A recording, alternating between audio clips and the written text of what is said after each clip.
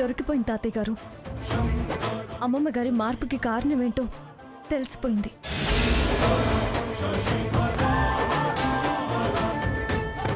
ఇదిగో ఇది ఒకసారి చూడండి.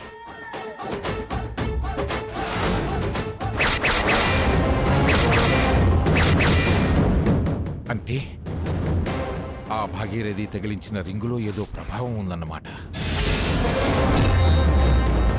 ఎస్, అంతా రింగ్ ప్రభావమే. మీరన్నారే ఏదో బ్లాక్మెయిల్ అని. వాళ్ళు చేసేది బ్లాక్మెయిల్ కాదు, బ్లాక్ మ్యాజిక్. అంటే స్వర్ణ అమ్మమ్మ గారి మీద వశీకరణం ప్రయోగించిందనమాట.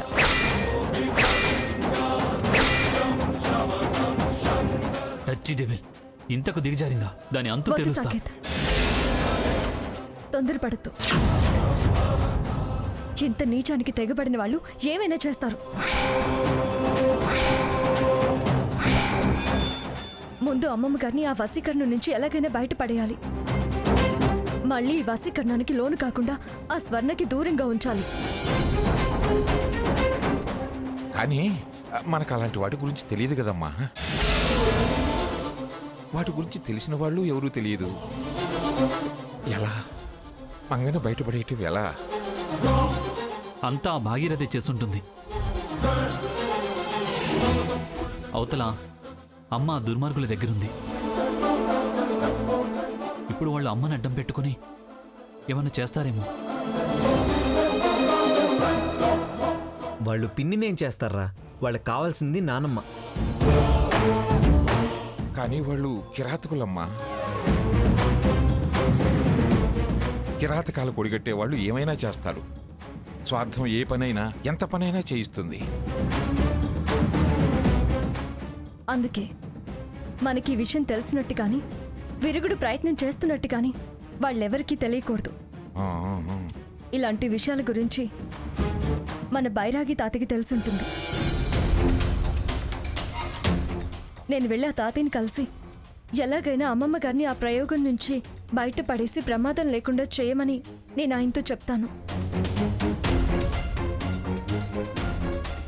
సీత, నేను వస్తాను పద. వద్దు రఘు, వాళ్ళొచ్చి మళ్ళీ అమ్మమ్మ గారిని తీసుకువెళ్ళిపోతారు. వస్తాను తాతయ్య గారు. తాతయ్య గారు, వీటన్నింటినీ జాగ్రత్త చేసి మీ సీక్రెట్ లాకర్లో పెట్టేయండి. అలాగేనమ్మా. నేను వెళ్ళొస్తాను. జాగ్రత్త. అంతా నీ మాయరన్నా. ఏంటమ్మా ఈ సమయంలో వర్షంలో వచ్చావు? రాక తప్పలేదు స్వామి. మా అమ్మమ్మ గారిని మీరే కాపాడాలి. ఏంటమ్మా ఏమైంది? ఎందుకు ఏడుస్తున్నావు? అది అమ్మమ్మ గారిని వశీకరణం చేసుకుంది. అందుకే ఆవిడిలా ప్రవర్తిస్తుంది. గతంలో కూడా ఇతను ఇలాగే ప్రవర్తిస్తే గృహహింస చట్టం కింద కంప్లైంట్ కూడా ఇచ్చాను. పలుకుబడి ఉపయోగించి తెలివిగా తప్పుకున్నాడు. ఇప్పుడు ఏకంగా హత్య చేయాలని ప్రయత్నించాడు. మీరే దానికి సాక్ష్యం. హత్య ప్రయత్నం కింద కేసు నమోదు చేసి జీవితాంతం జైలు కూడా తినేలా చేయండి.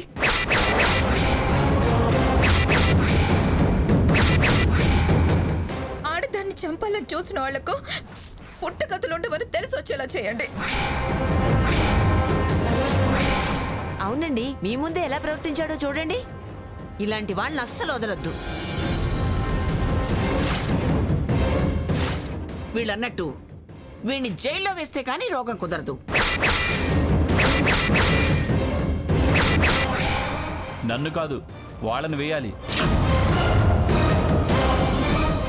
మీలాంటి రాక్షసుల మధ్య ఉండలేనని అమ్మమ్మంటేనేగా నేను విళ్ళకి తీసుకెళ్ళింది. మళ్ళీ మత్తిచ్చి ఎత్తుకు రావాల్సిన అవసరం ఏమొచ్చింది? ఏంటి, మేము మత్తిచ్చామా? మరి నేనే మత్తెక్కించుకున్నానా? నేను స్పృహలో ఉంటే మీ ఆటలు సాగవని మత్తిచ్చి మరీ ఎత్తుకొచ్చారు. వీళ్ళే మత్తిచ్చి ఏదో చేయాలని, నీతో ఏదో చేయించాలని పథకం వేశారు. నోరు ముయ్యరా. కథలు చెప్తే నమ్మడానికి నేనే పిచ్చిదాన్ని కాదు. పథకం మీరు వేసి అది వేసిందంటారేమిటి? అసలు దానికి నా వేషం వేసి నా స్థానంలో దాన్ని కూర్చోబెట్టి ఎలా ఎత్తుకురాగలిగారా?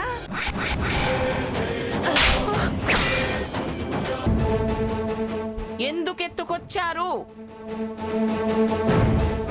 ఎందుకంటే నువ్వు అక్కడ ఉంటే క్షేమం కాదు గనక.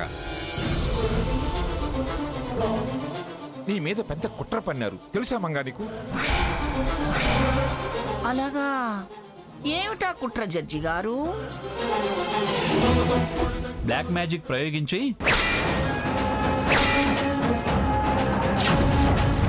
నిన్ను వశీకరణంలో బంధించారు.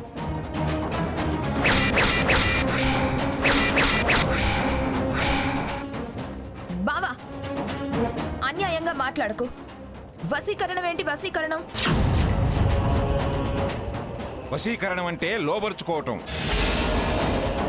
ఆస్తుల మీద పదవుల మీద ఆశ పెరిగి వ్యసనాలకు బానిసవై ఈ భాగీరథి చేతిలో కీలుబొమ్మగా మారి నీ ఆటలకు ఎక్కడ అడ్డుపడుతుందోనని మంగాను బ్లాక్ మ్యాజిక్ తో లోబరుచుకున్నావు.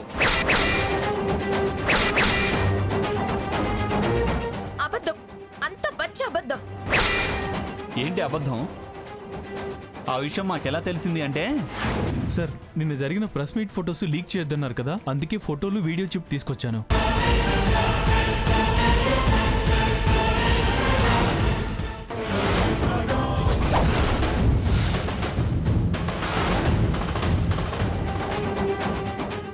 అలా నీ భాగవతం మొత్తం బయటపడింది. మంగా, నిన్ను వశీకరణ చక్రంలో బంధించారే. మాకు సహకరించు, యువతలకి రా. లేకపోతే నీ బ్రతుకు ప్రమాదంలో పడిపోతుంది. అబ్బో, మంచి జానపద కథ అల్లారే.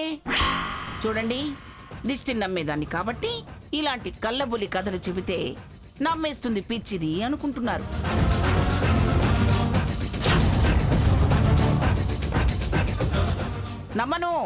నమ్మనుగాక నమ్మను. చూడండి ఎస్ఐ గారు, వాళ్ళు నేరం నుంచి తప్పించుకోవడానికి ఏదో మాయ మాటలు చెప్తున్నారు. నన్నేదో చేయాలనే దురుద్దేశంతోనే నన్ను ఎత్తుకెళ్లారని నేను కంప్లైంట్ రాశాను. వీళ్ళని అరెస్ట్ చేయండి.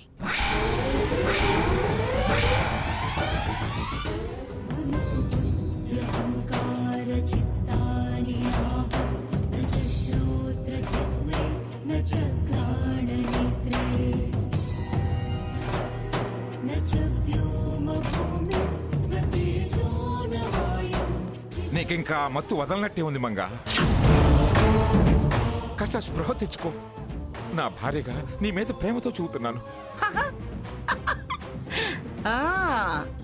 నేరం చేసి శిక్ష పడుతుందని ఇప్పుడు తమరికి భార్య ప్రేమ గుర్తుకొచ్చిందా?